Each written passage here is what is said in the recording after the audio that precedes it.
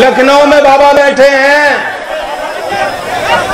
उन्होंने यहां पुलिस भिजवाई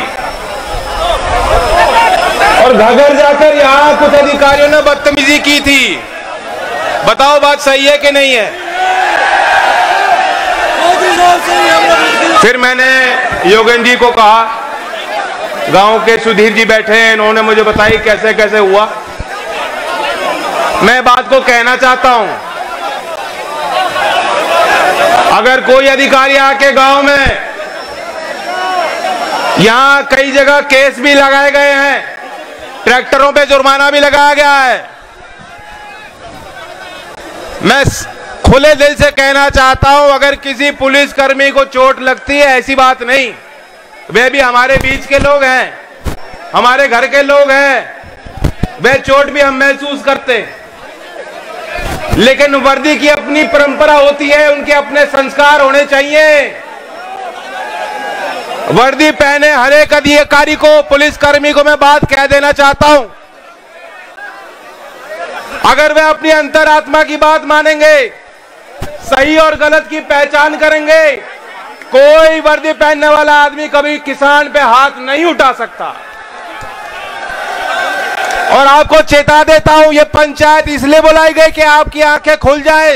जो लोग सरकार के ज्यादा नौकरी निभा रहे हैं, वह भी देख लें, अगर आप किसान के साथ अन्याय करोगे, कोई किसान पे उंगली उठाएगा, सिर्फ उन्हें ही नहीं, उनकी आने वाली पीढ़ियों को किसान की हाय लगेगी, हाय। ये नौजवान तो दूसरे मूड में आए हैं, ये छोड़ने वाले नहीं किसी को। जैसे कहते हैं ना देसी भाषा में, लत्ते फाड़ देंगे।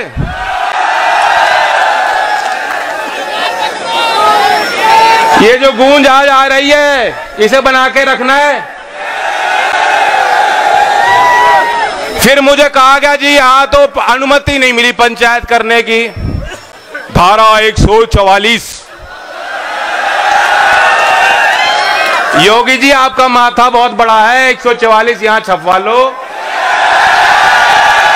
हम तो फिर भी ना रुके, ना आज रुके ना कल रुकेंगे। रोक लो, रोक सको तो।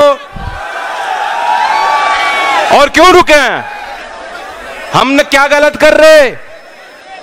ये वो लोग हैं जो बनाना जानते हैं, निर्माण करना जानते हैं। देश को आजादी की लड़ाई में इन्होंने योगदान दिया, देश को बनाने का काम कर रहे हैं, पेट पालने का काम कर रहे हैं। और आज तो तिरंगा भी आपने दिखा दिया।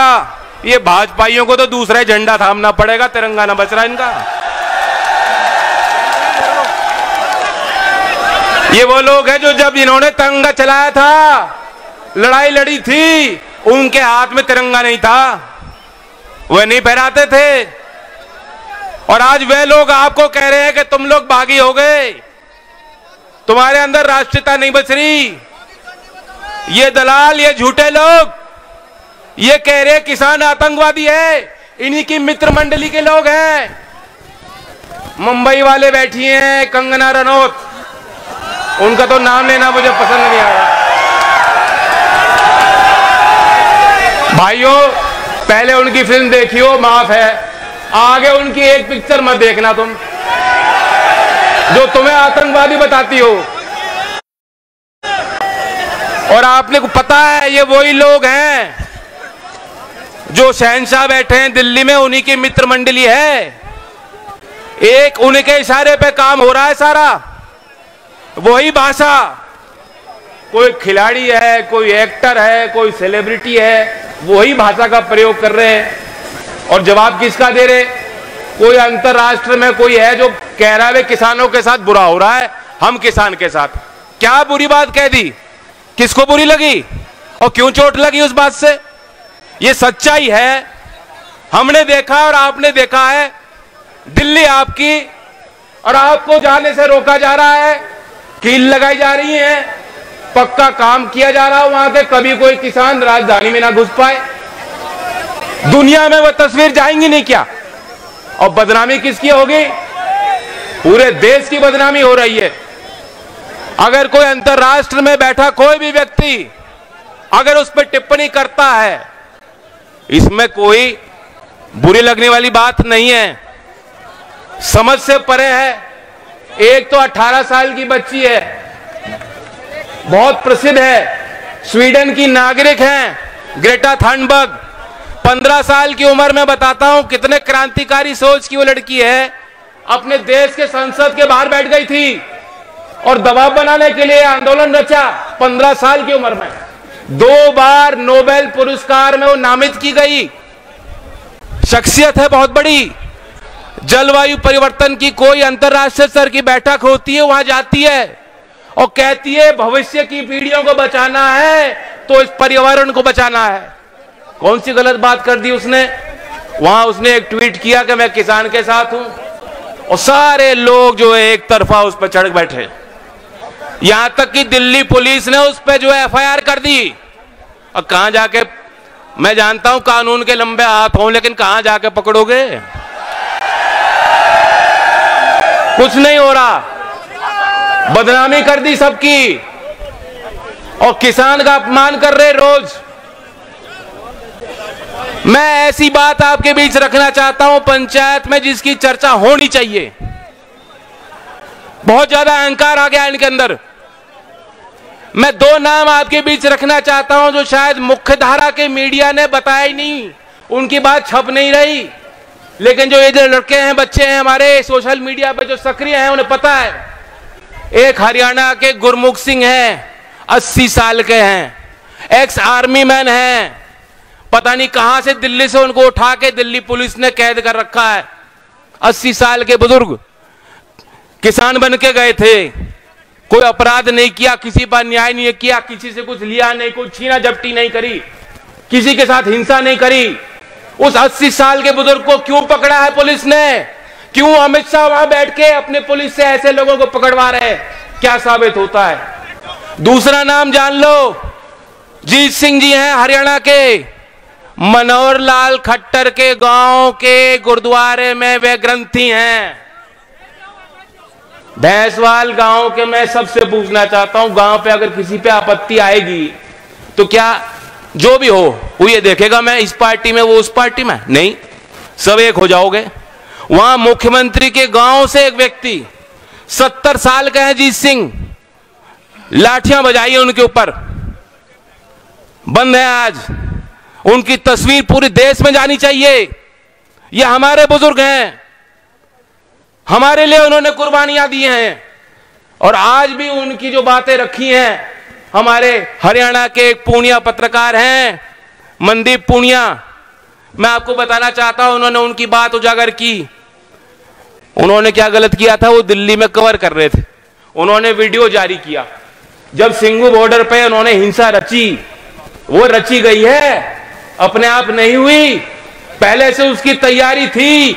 और वही दृश्य गाजीपुर पे ये लोग करना चाहते थे, चौधरी अजीत सिंह जी ने रोका, वरना वही होता। और यूपी में लोकतंत्र नहीं बच रहा, यहां न्याय नहीं मिलता किसी को, गाड़ी में बैठा के गाड़ी पलटा दी जाती है। ये वही करना चाहते थे, चौधरी साहब ने उस बात को पहचाना और रोका और आपकी हिम्मत, आप खड़े हो गए। तब से चाहे मुजफ्फरनगर में हुई हो, चाहे बड़ौत में पंचायत हुई हो, चाहे मथुरा में हुई हो, बिजनौर में हुई हो और आज भैंसवाल में आप आए, आप इस सरकार की आंखें खोलने का काम कर रहे हो। मनदीप ने, जो मनदीप पूनिया पत्रकार हैं, उन्होंने वीडियो जारी की थी। उन्होंने कहा मैं देख रहा हूं, मेरी आंखों देखी है, भारतीय जनता पार्टी के दिल्ली के पदाधिकारी एक तरफ आए, 4000 पुलिसकर्मी और पैरामिलिट्री तैनात होने के बावजूद सिंगू बॉर्डर पे उनके हाथ में पेट्रोल बम था। पहले वो गाली दे रहे थे, एक हाथ में तिरंगा लेने वाला आदमी, दूसरे हाथ में किसान पे बम फेंकने, पत्थर बांधने वाला आदमी, क्या वह देशभक्त हो सकता है? वह देशद्रोही है। लेकिन उनको नहीं रोका गया क्योंकि पुलिस को ऑर्डर दिए गए थे, उनको नहीं रोक सकती थी वहां पुलिस। खुला मैदान उनके लिए छोड़ दिया था, तुम किसानों पे वार करो।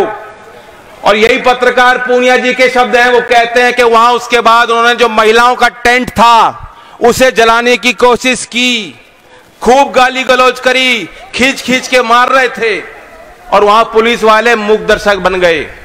जब मनदीप पूनिया ने वो वीडियो जारी की, उसके 2 दिन में ही 30 तारीख को शाम को उनको उठा लिया जाता है। रात भर जो है उनकी पिटाई होती है। फिर जब उनकी वीडियो बाहर आती है, उनको तिहाड़ भेज दिया जाता है। तिहाड़ में उस लड़के ने, उस नौजवान ने, जहां चोट लग रही थी ना, वहां किसान के नाम लिखे हैं कि ये मैं जानता हूं, ये किसान है, मेरे साथ कैदी थे, मैं इनकी बात बाहर कैसे बताऊंगा। वहां उन्होंने जो है तथ्य थे वहां लिखे हैं। ये पंचायत एक होकर अगर ये जालिम सरकार, ये जालिम अहंकारी हुकूमत हमारी बात लिखने वाले किसी पत्रकार पे वार करेगी तो हम उसका जवाब देंगे। ये पंचायत इसकी भर्त्सना करती है। आज की लोकदल के आह्वान पे बुलाई गई पंचायत एक स्वर में होकर अगर कोई किसान पे लाठी बजाएगा, उंगली उठाएगा, उस उंगली को तोड़ने का काम करेंगे। हम धमकी देना चाहते हैं उनको।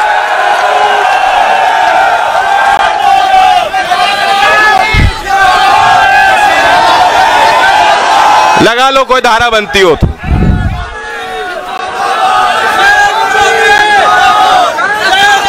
और मैं बताऊं, जीत सिंह का मैं उदाहरण दे रहा था, जो हरियाणा के खट्टर के गांव के क्या कर रहे थे, वो कहां से उठाए गए। बुरारी में सरकार ने अनुमति दी थी किसानों को बैठने की, वहां वे लंगर लगा रहे थे। 30 तारीख को लंगर लगा के जब बाहर निकल रहे थे, वहां से पुलिस ने उनको उठाया है। अब वो उनके पास कोई तथ्य, कोई प्रमाण नहीं है कि वो किसी हिंसा में शामिल थे। उसी तरह से हमारे पश्चिमी यूपी के कई गांवों में नोटिस भेज रही पुलिस, कह रही है तुम तो वहां लाल किले पे पता नहीं क्या क्या कर रहे थे। कोई किसान कभी तिरंगे का अपमान नहीं कर सकता, ये देख लो। आज भी साबित कर दिया, तिरंगा लेके चल रहे हैं गांव में, 2 झंडे लेके चल रहे हैं। हमारे भाई वापस लौटते हैं इसी तिरंगा में लिपटकर, और उसके घर के लोग आंसू भी नहीं बहाते। वो कहते मेरा देश के लिए गया, हमें गर्व है उस पर। ऐसी सोच रखते हैं। कल मैं गया था रामपुर, वहां नवरीत जी, बहुत सोनी शक्ल थी उनकी, बहुत सोना काम किया उन्होंने।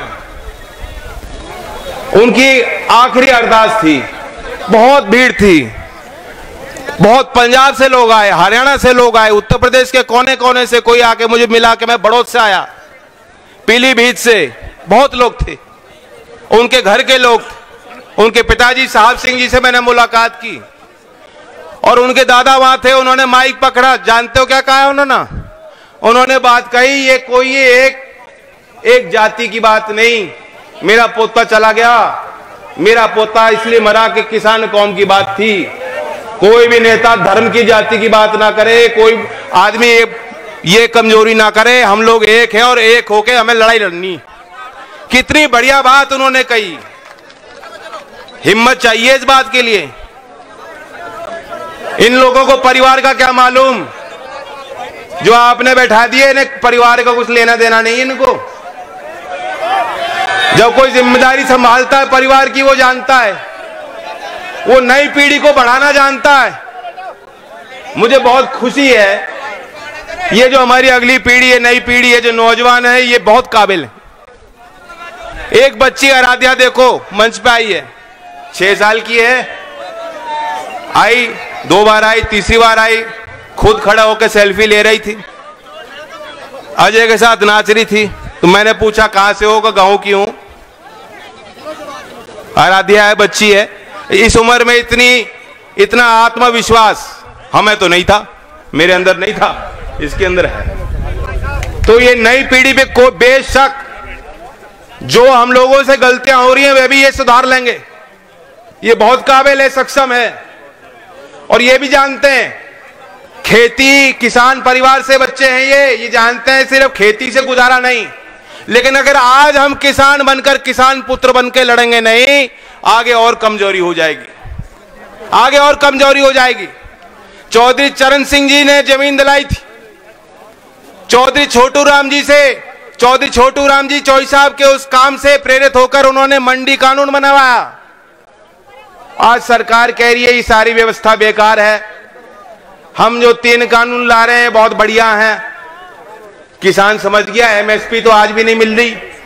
अगर सुधार करना चाहती थी सरकार, मैं तो कहता हूं सरकार को कानून भी वापस लेने पड़ेंगे, लेकिन उससे बड़ा कदम यह होगा कि हम चाहते हैं कि न्यूनतम समर्थन मूल्य जो किसान मांग रहा है वह सुनिश्चित होना चाहिए। प्रधानमंत्री मोदी जी ने एक स्कीम निकाली थी आशा, बहुत बड़ा उद्घाटन हुआ था, दिल्ली में बड़ा जश्न मनाया गया था। वहां प्रधानमंत्री ने कहा था हम ये योजना ले आए, आज के बाद प्रत्येक किसान को जब मंडी पे जाएगा जो सरकारी रेट कम से कम न्यूनतम रेट मिलेगा। हम और आप जानते हैं ऐसा हुआ नहीं। चाहे बाजरा का ले लो, चाहे मूंजी का ले लो, गन्ने की भी बात करूंगा मैं, किसी भी फसल को ले लो जहां एमएसपी है, किसान को मंडी पे एमएसपी नहीं मिल रही। अगर सरकार सुधार करना चाहती थी यहां सुधार करती। हमारे किसान जानते हैं कि खेती महंगी होती जा रही है, उसमें निवेश करना पड़ता है। आज तो खेतों में लंबी लंबी तार लगानी पड़ रही है बचाने के लिए। किन से बचाते हो? खर्चे बढ़ गए, लागत बढ़ गई है, और बैंक वाले आज भी किसान का शोषण करते हैं। अगर सुधार करना था उस व्यवस्था में सरकार सुधार कर सकती थी। 2019 में आरबीआई ने पहले कोई किसान जमीन गिरवी करने के बगैर कोई लोन नहीं मिलता किसानों को, वो सीमा थी 1 लाख रुपए की। 2019 में आरबीआई ने उसे 1 लाख से बढ़ाकर 1,60,000 कर दिया।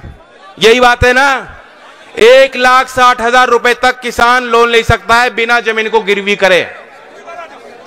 उद्योगपति को जाएगा तो उसे 1 से 2 करोड़ का लोन मिल जाएगा 1 घंटे के अंदर बिना कोई जमीन को गिरवी किए। किसान को नहीं मिल सकता। किसान को कैसे कैसे पैसा जोड़ करके खेती कर रहा है किसान। अगर सुधार करना था, अभी बजट पेश हुआ है, मोदी जी कह देते, वित्त मंत्री कहती कि ये 1,60,000 नहीं, ये 10 लाख हो जाएगा, ये 15 लाख हो जाएगा, 20 लाख हो जाएगा, तब किसान देखते कि हाँ कुछ हुआ। अगर सुधार करना था, बिजली बहुत महंगी हो गई बिजली, अब ट्यूबवेल पे भी मीटर लगा रही है सरकार। बताओ बिल देने का बहुत है क्या? नहीं दे पाने के, जमीन भी जाएगी, घर भी लुट रहा है। खाद डीएपी महंगी कर दी, डीजल का भाव तो कोई बात ही नहीं करता। वही एक्टर, वही फिल्म मेकर, वही सेलिब्रिटी पहले कहते थे हाय रे हाय पेट्रोल डीजल का दाम कहां बढ़ गया, अब तो साइकिल लेनी पड़ेगी। अब चुप हैं, कोई नहीं कह रहा। और डीजल का भाव कितना हो लिया? 77 पार, 80, ये तो मिनटों में बदल रहा है।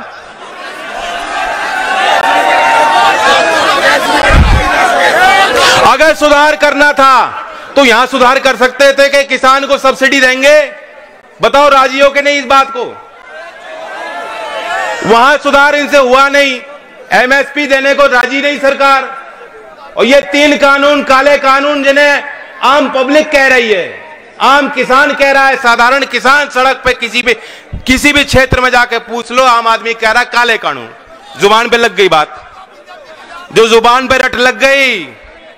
अब आप वहां दिल्ली में बैठ के कुछ ही कहते रहो, किसान नहीं मान रहे इस कानून को, कुछ पाड़ देंगे। आप ही पीछे हट जाओ मोदी जी, ये जिद छोड़ दो, हम तो पैदा ही जिद्दी हुए थे।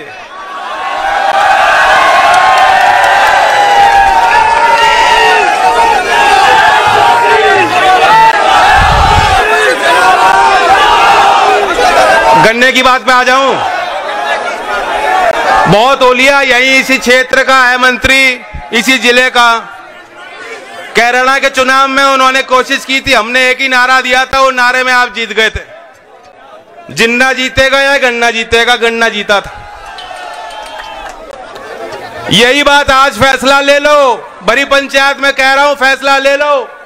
ये सरकार आपको भाव नहीं दे रही, अगले चुनाव में आप भी इन्हें भाव मत देना बिल्कुल भी। ये मिलेगा। इनका इलाज यूं ही है, राजनीति से ही होगा। मैं तो कहता हूं। नेशनल दस्तक की आपसे गुजारिश है कि अगर इसको बचाना चाहते हैं तो नेशनल दस्तक को सब्सक्राइब करने के लिए रेड कलर के सब्सक्राइब बटन को दबाएं, फिर बेल आइकन की घंटी दबाएं। नेशनल दस्तक को बचाने के लिए बहुत जरूरी है कि हर खबर को शेयर करें, लाइक करें, कमेंट जरूर करें।